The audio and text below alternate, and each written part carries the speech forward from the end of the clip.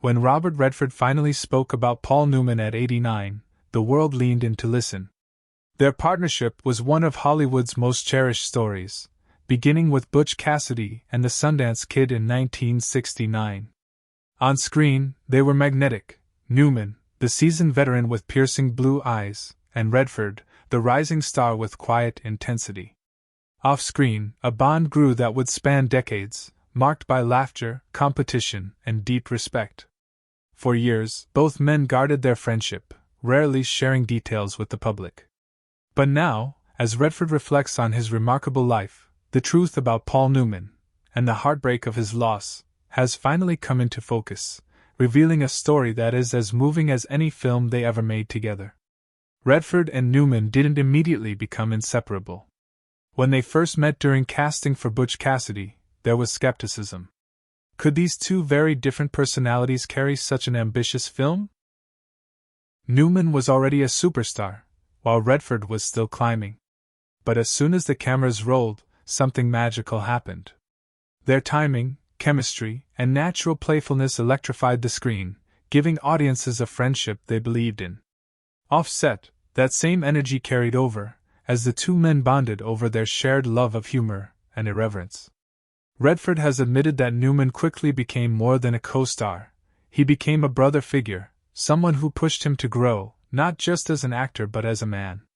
The film that launched their iconic partnership became a cultural phenomenon. Butch Cassidy and the Sundance Kid wasn't just a Western, it was a reinvention of the genre, fueled by wit, heart, and the undeniable connection between its leads. Audiences saw two outlaws who were loyal to each other until the bitter end, and they couldn't get enough. Redford has often said that Newman's generosity was key to the film's success, as the older actor ensured Redford had equal screen presence and opportunity to shine. That selflessness set the tone for their entire relationship. In the end, the movie didn't just cement their stardom, it immortalized their friendship in cinematic history. By the time they reunited for The Sting in 1973, Newman and Redford were no longer just colleagues. They were Hollywood's golden duo. The film became a box office smash and an Oscar winner, further proving their unmatched chemistry. What audiences didn't see was how much fun they had behind the scenes, constantly playing pranks and keeping the set lighthearted. Redford recalls that Newman's sense of humor was endless, often breaking the tension in ways only he could. Their ability to laugh together became the foundation of their friendship, even as fame threatened to isolate them. In a world of egos and rivalries, Newman and Redford had something rare: genuine loyalty. Though their friendship was strong, there was always an undercurrent of competition between them. Both were icons of their era, both admired for their talent and their looks. Yet instead of letting jealousy ruin what they had, they used it to inspire one another. Redford has admitted that Newman's work ethic pushed him to be better, while Newman admired Redford's determination to follow his own path. They didn't always agree, but their disagreements never fractured their bond. That balance of competition and respect became a driving force in both of their careers, shaping their choices and cementing their mutual admiration. Their friendship wasn't confined to Hollywood sets. Off-screen, Newman and Redford spent time together fishing, joking, and sharing long conversations about life. They supported each other's passions, from Redford's Sundance Institute to Newman's charitable ventures, particularly Newman's own. Both men shared a deep commitment to using their fame for good, and in that, they found common ground beyond the world of film.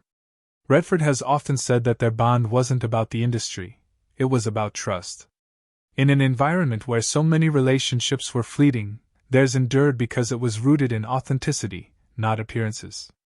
Fans always hoped for a third Newman-Redford film, but it never came. Projects were considered, scripts floated around, but schedules and circumstances always got in the way. Redford has said that part of their decision was fear that a third collaboration wouldn't live up to the magic of Butch Cassidy and The Sting. They didn't want to risk tarnishing what they had already given the world. Instead, they let those two films stand as timeless testaments to their partnership. While some saw this as a missed opportunity, Redford believed it was the right choice, ensuring their legacy remained untouchable.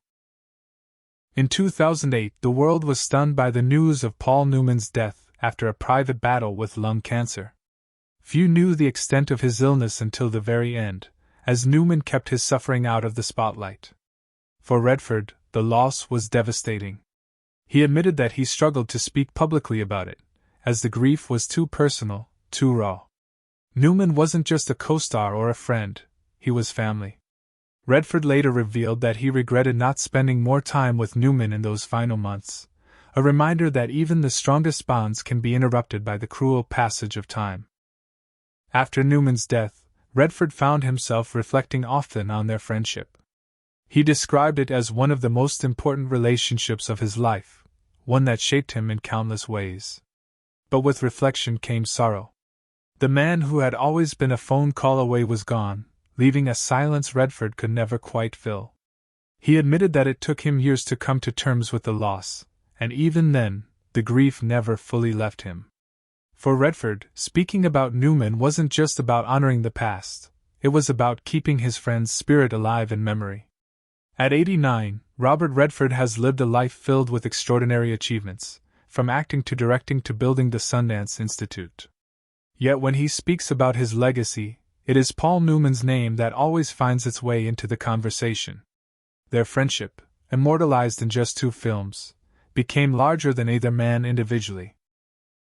Redford has said that what they shared was rare and unrepeatable, a reminder that the greatest treasures in life are not awards or fame, but human connection. Newman's absence remains a wound, but also a source of gratitude, for Redford knows he was lucky to experience such a bond. Redford has often reflected on what Newman taught him, both intentionally and simply by example. Newman's humor, humility, and relentless drive to give back inspired Redford to think beyond himself.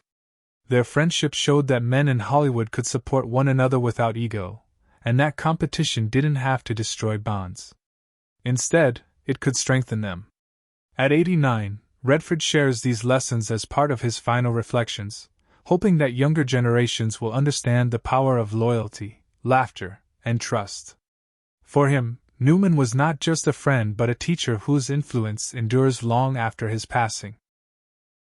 Now, at 89, Robert Redford has finally spoken openly about the depth of his bond with Paul Newman. It wasn't just Hollywood magic, it was real, raw, and lasting. Their friendship was built on laughter, respect, and the kind of trust that few ever find. The tragedy lies in its ending, cut short by Newman's illness, but the beauty lies in its memory. Redford's words remind us that behind the glamour of film are human stories of love, loss, and connection. And while Newman may be gone, their partnership lives on, not only in 2 unforgettable films but in the heart of a man who will never forget his dearest friend. Robert Redford's words are more than just memories. They are a tribute to a man who shaped his life and career in ways few ever knew. As Redford reflects on their decades together, it's clear that their connection was not just cinematic magic, but a rare brotherhood that time could never erase. Which part of their bond moved you most? Their on-screen chemistry, their off-screen loyalty, or their lasting legacy? Share your thoughts in the comments, and don't forget to like and subscribe for more untold stories of the legends.